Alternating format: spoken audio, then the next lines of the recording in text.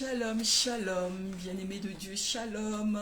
C'est votre humble servante, la servante de Dieu, Rebecca Martine, qui vient encore vous exhorter, vous pousser à la méditation de la parole de Dieu. Donc aujourd'hui, bien-aimés, nous allons parler de l'évangile des Actes des Apôtres. Nous allons parcourir les Actes des Apôtres, acte 8. Le Seigneur m'a mis à cœur donc de vous parler de acte 8, de méditer cette parole avec vous. Donc nous n'allons pas lire le texte parce qu'il est long. C'est un texte très long, donc nous n'allons pas lire, mais je vais vous l'expliquer. Et plus tard, vous prendrez le temps d'aller consulter, d'aller lire la parole pour comprendre ce que je vous dis aujourd'hui.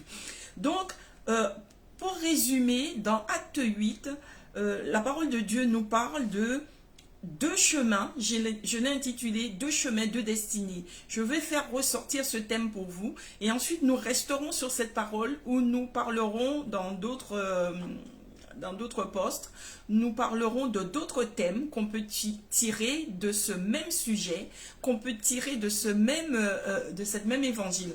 Donc dans l'évangile acte 8, deux chemins, deux destinées. Donc, bien-aimés, là, l'évangile nous dit que nous voyons un homme qui s'appelle Philippe. Philippe est un évangéliste. Donc, Philippe est descendu dans la ville de la Samarie pour évangéliser la ville. Donc, il est parti pour aller prêcher la parole de Dieu, pour aller porter Christ, pour aller parler de Christ. Et la Bible nous dit qu'il faisait de grands miracles et de grands prodiges dans la ville. Nous voyons encore une autre figure, c'est Simon. Simon était un magicien qui était déjà installé dans la ville de Samarie. Et Simon était un personnage reconnu. Donc il était un grand personnage qui était reconnu dans la ville de Samarie. Et lui aussi faisait de grands prodiges et de grands miracles. Il faisait des prodiges, il faisait des miracles. Mais la Bible nous dit que c'était par la magie. Que c'était par la magie qu'il exerçait. Et qu'il faisait des miracles. Il étonnait tout le peuple de la Samarie. Et la Bible nous dit que lorsqu'il faisait ces miracles, les habitants de la ville disaient « Celui-ci est la puissance de Dieu, celle qui s'appelle la grande ». Donc les habitants reconnaissaient au travers de ce que faisait Simon, le magicien, les habitants de la ville reconnaissaient que c'était le doigt de Dieu, que c'était Dieu qui agissait parce qu'il faisait des prodiges, il faisait des miracles. Mais la Bible nous précise bien que ce qu'il faisait, c'était par la magie, parce qu'il était magicien. Donc il utilisait un feu étranger qui n'était pas le feu du Saint-Esprit. Bien-aimés, aujourd'hui, nous voyons encore beaucoup d'hommes de Dieu qui se disent hommes de Dieu. Beaucoup de serviteurs qui se disent serviteurs de Dieu, hommes de Dieu, et qui servent avec un feu étranger. Ce n'est pas la première fois que je vous en parle. Beaucoup servent avec un feu étranger. Ils viennent, bien aimés, au milieu de vous. Ils font des prodiges, ils font des miracles, ils font des guérisons. Et donc, vous voyez que dans leurs églises, vous voyez des gens se rouler au sol. Vous voyez des gens marcher à quatre pattes, marcher, faire des choses. Et vous les voyez faire de grandes choses. Et donc, du coup, vous êtes attirés par ces églises. Vous êtes attirés par ces serviteurs. Parce que vous dites, comme disaient ces habitants de la Samarie, vous dites, voici là le doigt de Dieu. Donc, vous les prenez. La Bible dit que Simon était reconnu pour un personnage, c'était un personnage reconnu. C'était quelqu'un de respecté, quelqu'un de reconnu dans la ville. On le prenait pour un grand.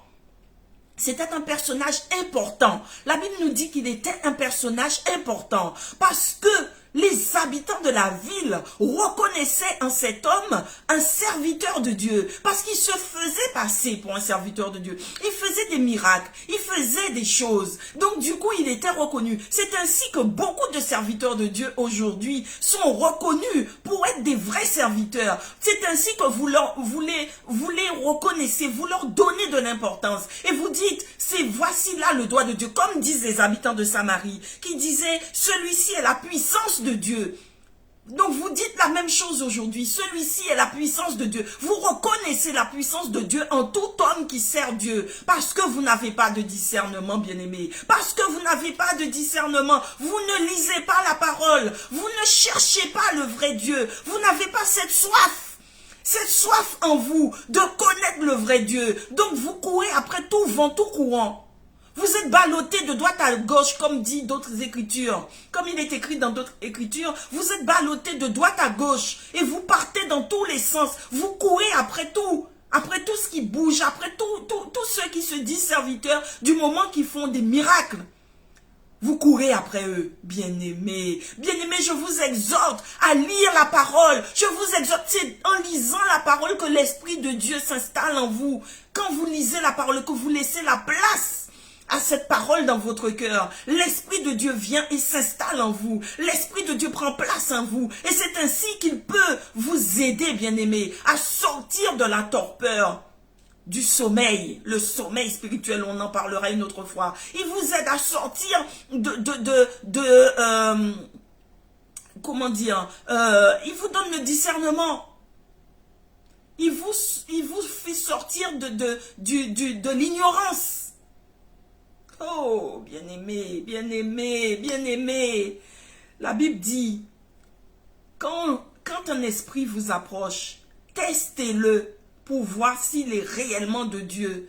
Il vous dit de ne pas croire en tout esprit, car ce n'est pas tous ceux qui disent Seigneur, Seigneur, qui rentreront en premier dans le royaume des cieux. Ça veut dire que ce ne sont pas tous ceux qui crient Seigneur, Seigneur, qui sont de Dieu. Bien-aimés, beaucoup crient Seigneur, beaucoup disent Seigneur, mais ils ne sont pas de Dieu. Ils ne servent pas avec le feu de Dieu. Ils servent avec des feux étrangers. Et vous leur donnez votre confiance. Moi-même, bien-aimé, moi-même qui vous parle, je suis tombé dans ce genre de piège. Je donnerai mon témoignage plus tard. Ce n'est pas encore le temps de témoignage pour moi.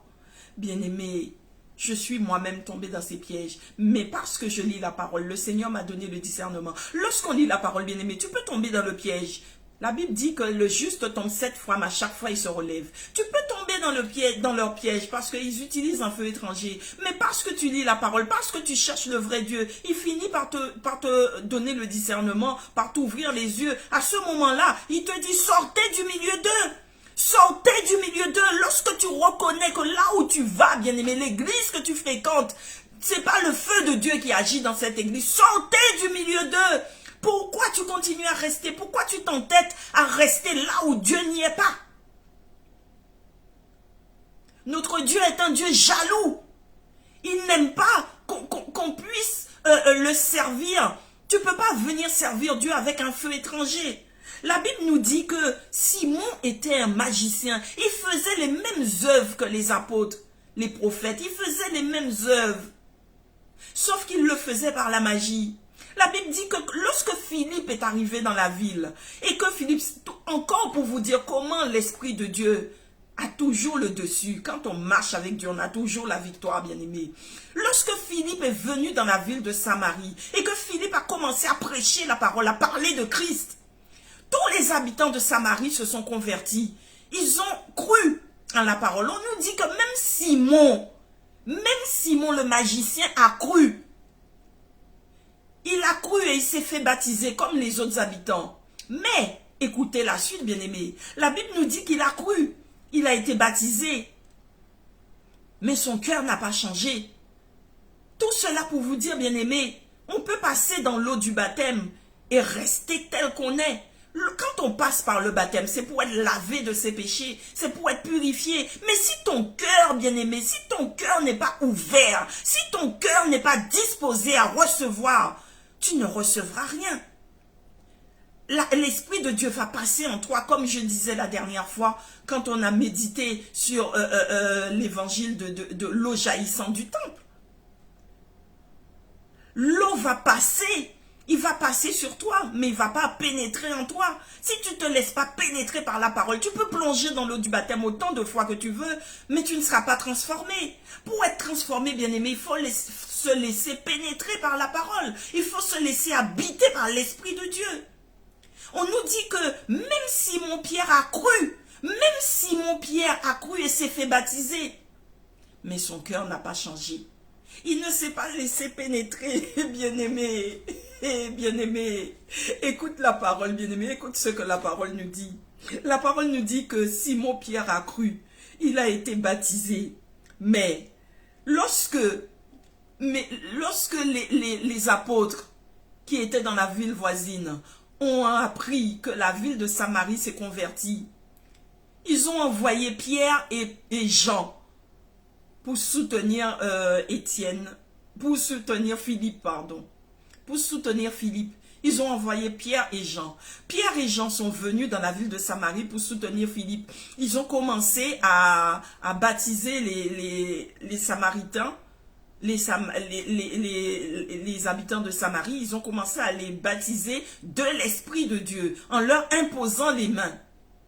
Quand Simon-Pierre, qui avait déjà un cœur tortueux, bien-aimé, c'est pourquoi la parole de Dieu nous dit, écoutez, bien-aimé, lorsque vous méditez la parole, il faut comprendre. Il faut comprendre le sens de la parole. Il faut comprendre la marche avec Dieu. Il ne suffit pas de faire les choses de manière machinale. Pourquoi que les choses... On ne manipule pas Dieu. Bien-aimé, c'est le cœur. On croit avec le cœur. On croit avec le cœur et on proclame de la bouche. Lorsque tu dis je crois, tu dois croire dans ton cœur et ensuite proclamer de ta bouche. Bien-aimé, la Bible dit que c'est du cœur que viennent les desseins. Donc ça veut dire tous les mauvais desseins, les ruses, le malin, ça vient du cœur. Ça vient du cœur, bien-aimé. Le cœur, la Bible dit dans Jérémie 19, verset 9, il dit le cœur est tortueux par-dessus tout. Le cœur est méchant. Qui peut le connaître? Qui peut le connaître? Bien-aimé, qui peut connaître le cœur? Il n'y a que Dieu qui sonde les cœurs et les reins.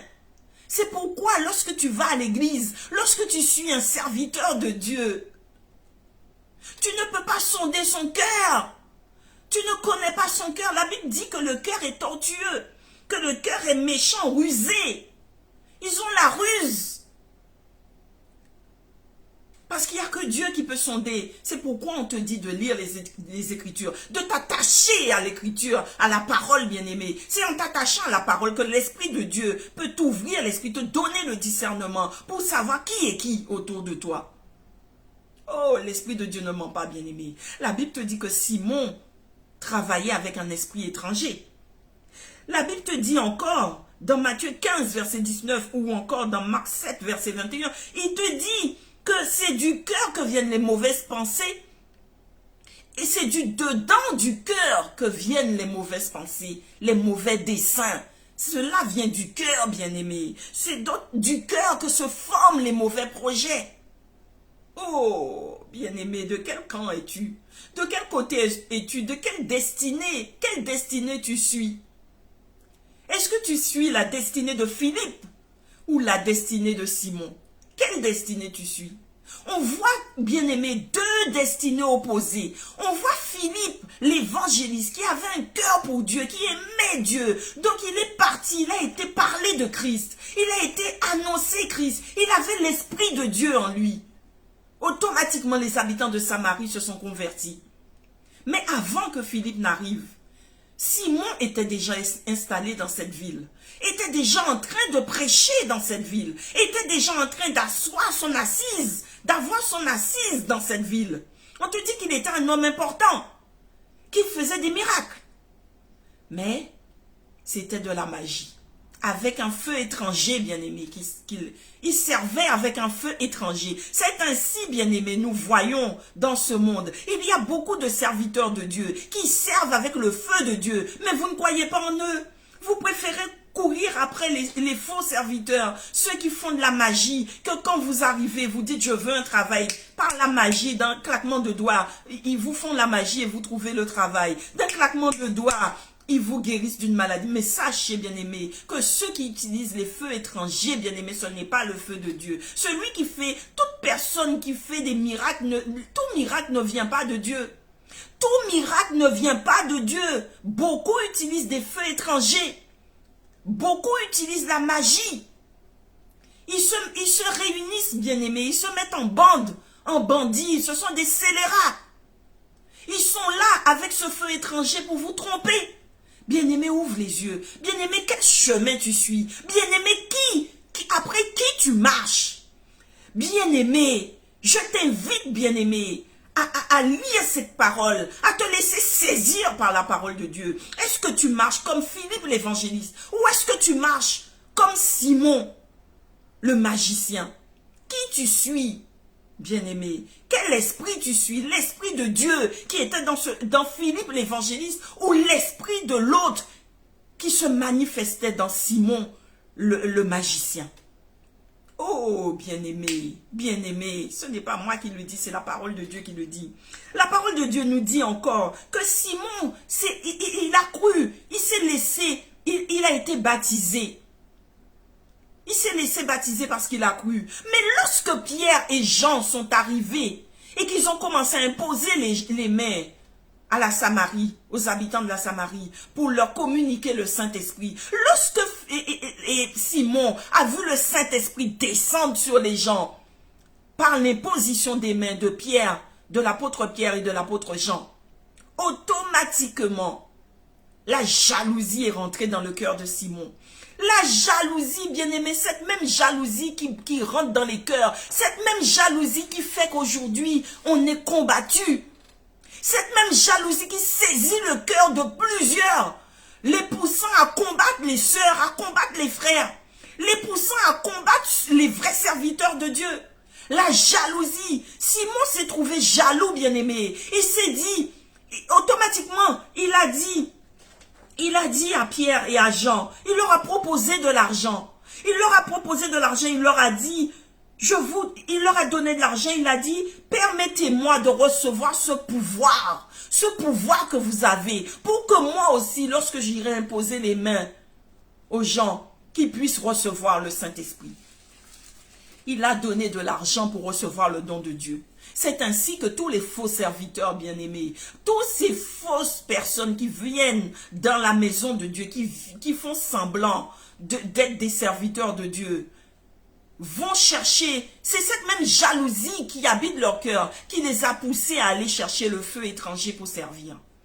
Cette même jalousie les a poussés, les pousse à venir vous tromper, vous les enfants de Dieu. Lorsque vous allez dans ces fausses églises et qu'ils voient en vous, parce qu'ils ont un feu étranger qui leur permet de voir dans le spirituel, lorsqu'ils voient que vous avez quelque chose, le don de Dieu en vous, quand ils reconnaissent les charismes, le don de Dieu en vous, la jalousie rentre dans leur cœur, les enfle. Ils sont enflés d'orgueil, enflés de jalousie. Alors qu'est-ce qu'ils font? Ils vont vous attaquer. Vous êtes dans l'église, ils vous attaquent. Ils vous attaquent, ils vous empêchent d'avancer. Ils vous empêchent de servir. Ils vous empêchent de faire l'œuvre de Dieu.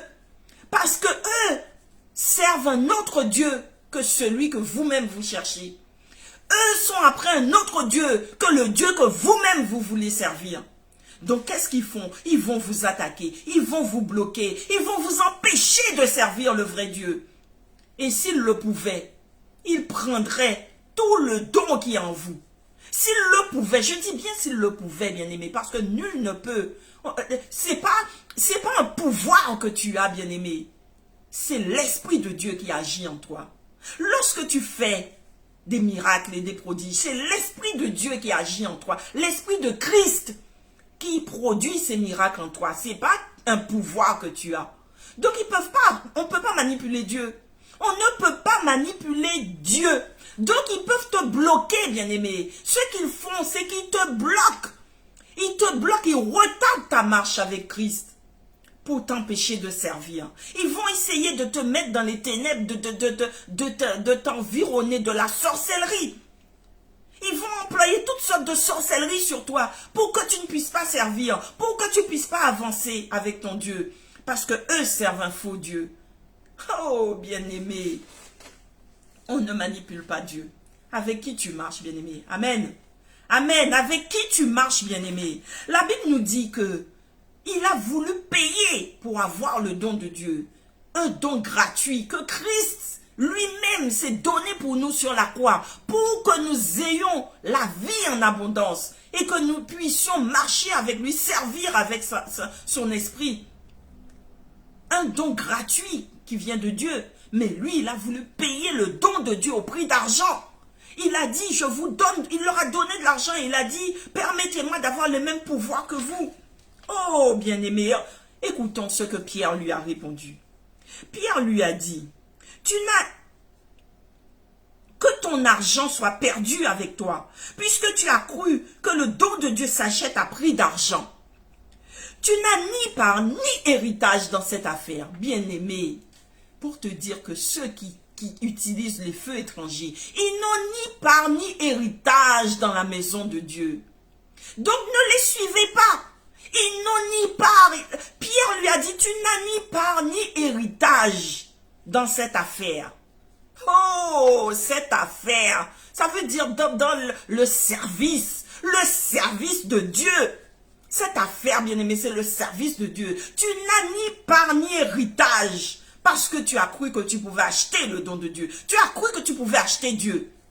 Tu as cru que tu pouvais acheter Dieu au prix d'argent. Il t'a dit, tu n'as ni part ni héritage dans cette affaire. Car ton cœur n'est pas droit devant Dieu, bien-aimé. Pierre lui a dit, ton cœur n'est pas droit devant Dieu. Donc nous savons que ceux qui marchent avec un feu étranger, qui servent Dieu avec le feu étranger, n'ont ni part ni héritage dans la maison de Dieu, parce qu'ils ont un cœur tortueux. Ils n'ont pas un cœur droit devant Dieu. Ils n'ont pas le cœur que Dieu aime. Oh, bien-aimés, ils n'ont pas la foi tout simplement. Ils n'ont pas la foi en Dieu, ils ont la foi en l'autre. Puisqu'ils servent l'autre. Mais vous les suivez. Vous les suivez, bien-aimés. Vous marchez après eux. Ils font des miracles. Ils font des miracles, bien-aimés. Ils font des miracles. Et vous les suivez. Vous les suivez. Vous n'avez pas de discernement, bien-aimé. Tu manques, mon frère, ma soeur. Tu manques de discernement. Tu les suis. Le Seigneur te donne tout ce qu'il faut dans sa parole pour que tu puisses être agile. Il te dit dans sa parole, soyez humble comme la colombe, mais prudent comme le serpent. Prudent comme le serpent. Mais toi, tu manques de prudence. Parce que tu es prêt à courir après tout feu étranger du moment que le miracle s'accomplisse dans ta vie. Tu cours après le miracle. C'est comme ça qu'on dit que beaucoup se sont perdus. Parce qu'ils ont cherché, au lieu de chercher Dieu, au lieu de chercher la gloire de Dieu. La Bible même nous dit encore, dans le livre de Jérémie 12, verset 43, la Bible nous dit que lorsque Jésus a prêché dans le temple, à la synagogue, les chefs même ont cru. Ils ont été convertis. Mais parce qu'ils aimaient la gloire des hommes plus que la gloire de Dieu, ils n'ont pas manifesté leur foi.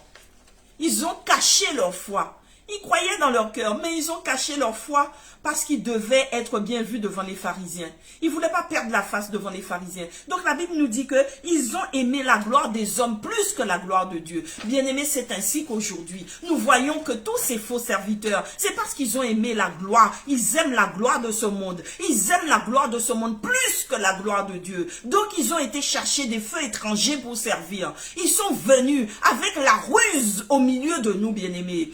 Ils viennent avec la ruse, soit parce qu'ils ont des mauvais desseins dans leur cœur, soit ils veulent détruire les vrais serviteurs de Dieu, les empêcher de servir pour gagner des âmes pour Dieu, soit ils viennent parce qu'ils ont besoin d'argent, donc ils viennent pour vous tromper au travers de la dîme. Ils se disent que la dîme c'est un bon filon pour eux pour gagner de l'argent, ou alors bien-aimés, ils viennent pour tromper parce qu'ils ont besoin de papier. Ils ont besoin de papier, donc ils se déguisent en anges de lumière. Faux serviteurs. Et ils se disent, s'ils sont gentils et qu'ils sont faux serviteurs et qui se déguisent en anges de lumière, ils vont pouvoir tromper les Français. Ils vont pouvoir vous tromper pour pouvoir vous faire un faux mariage. Oh, bien-aimé. Bien-aimé, garde les yeux ouverts. Garde les yeux ouverts. Quand on est enfant de Dieu, humble comme la colombe, prudent comme le serpent. Oh, bien-aimé. En qui tu crois, bien-aimé? En qui tu as mis ta foi? La Bible déclare qu'on ne peut plaire à Dieu. Sans la foi, on ne peut plaire à Dieu. Car il faut que celui qui croit que Dieu existe et qu'il est le rémunérateur de tout bien. Donc les faux serviteurs qui servent avec un faux Dieu, ils n'ont pas la foi, bien-aimé. Parce que pour eux, Dieu n'existe pas.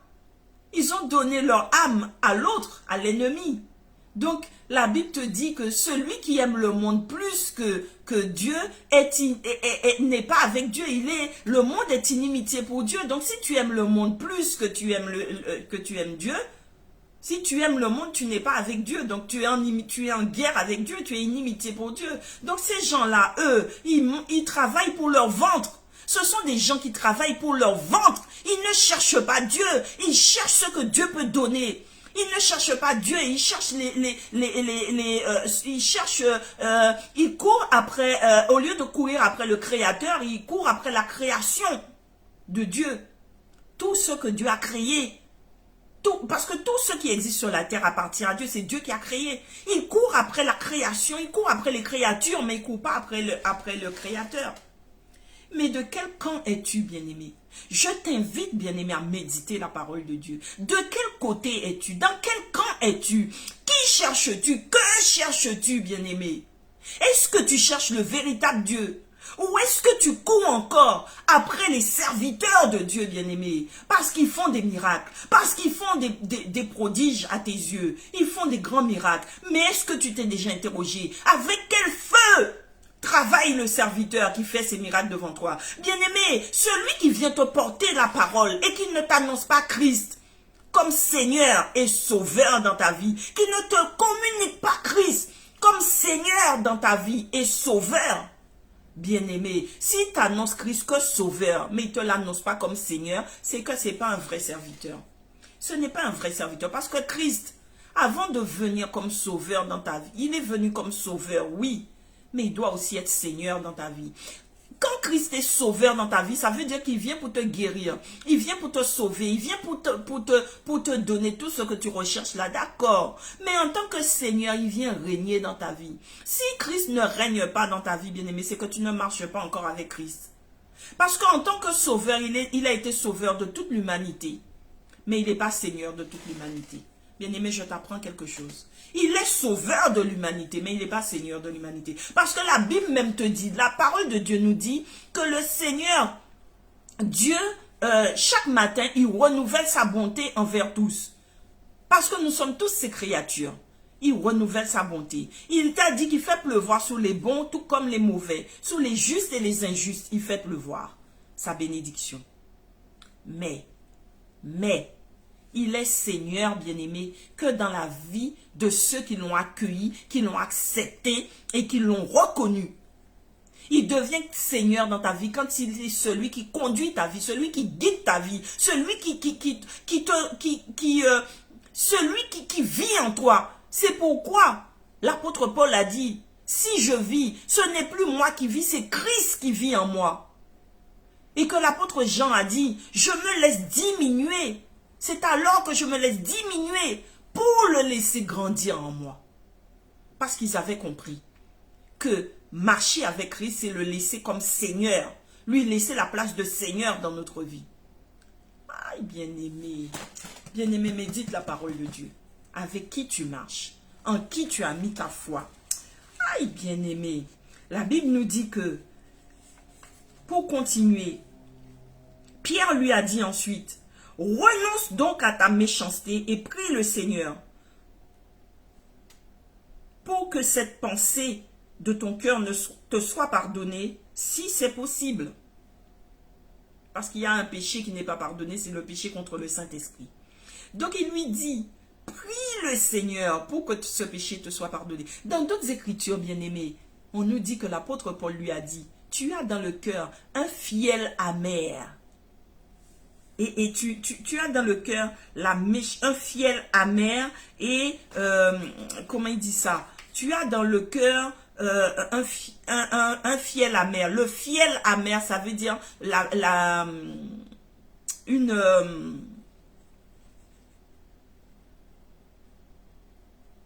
le fiel amer, c'est comment dire déjà? C'est marqué.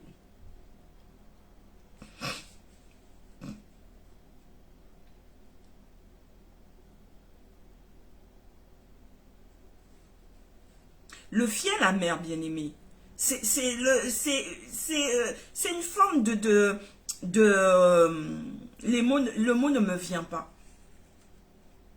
Tu as cru que le don de Dieu pouvait s'acheter. Tu n'as ni part ni héritage dans cette affaire, car ton cœur n'est pas droit devant Dieu. Renonce à ta méchanceté. Le fiel amer, c'est comme une forme de méchanceté en fait. C'est comme une forme de méchanceté, de regret que tu as dans le cœur, mais qui se manifeste par la méchanceté.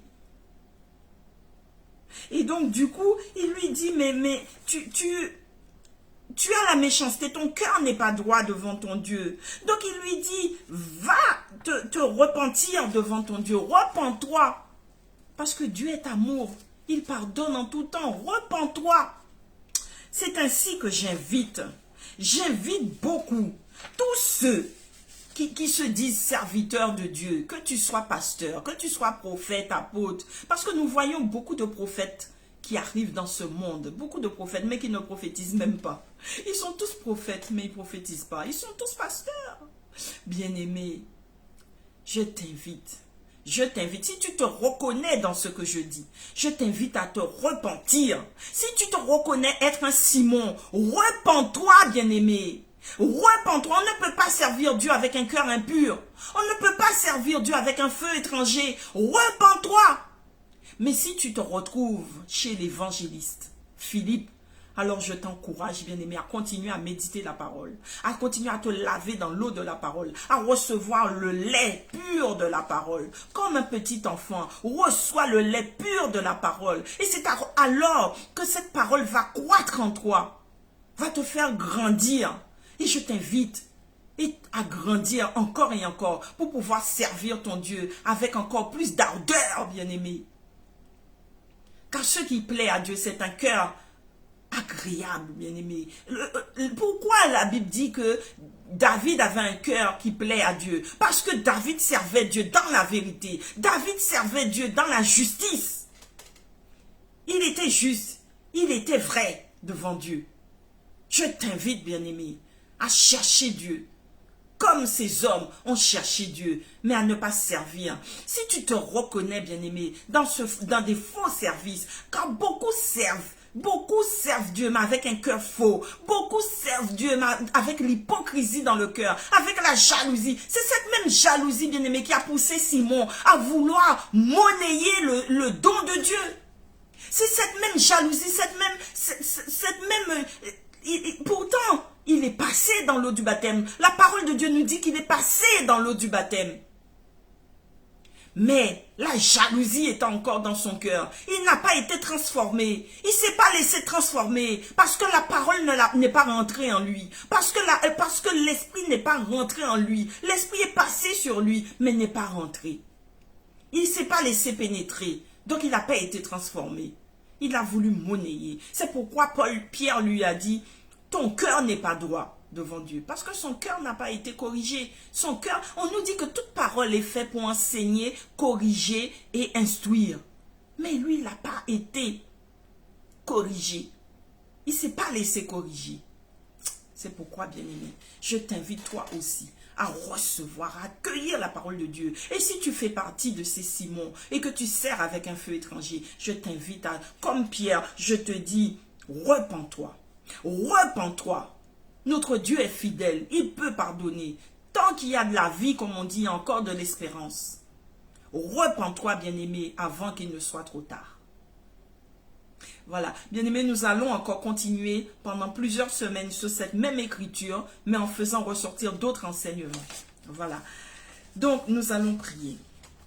Père éternel et tout-puissant, je te rends grâce, je te bénis. Je te remercie, Seigneur, pour toute cette parole, cette compréhension que tu m'as donnée aujourd'hui, de pouvoir porter cette parole devant tes enfants.